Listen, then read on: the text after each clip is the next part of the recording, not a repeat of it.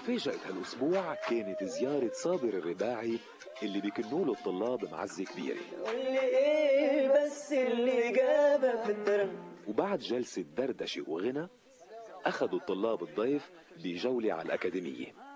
المحطة الأولى كانت غرفة التليفونات والمقابلات. كنت سعيد جدا والله بصراحة في اليوم أنه شفت الأولاد وشفت البنات الحلوين.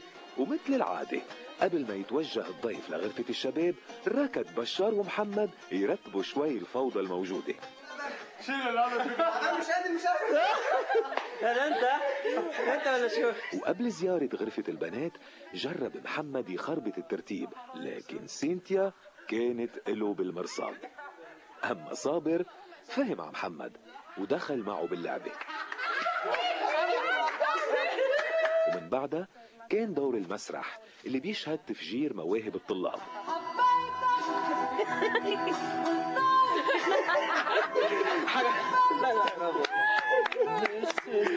أما بقاعة الرقص والرياضة كان بانتظار صابر ماتش فوتبول ومباراة بالبوش أبس.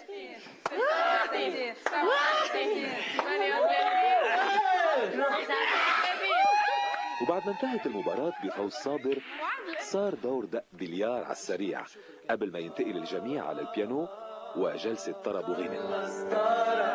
طفي نارك اللي شفته قبل مني، اللي شفته قبل مني، سيب لي جرح ونار في قلبي. صابر أنهى زيارته بالتوقيع والطلاب كانوا مصرين إنه يبقى الضيف ليمضي الليلة عندهم.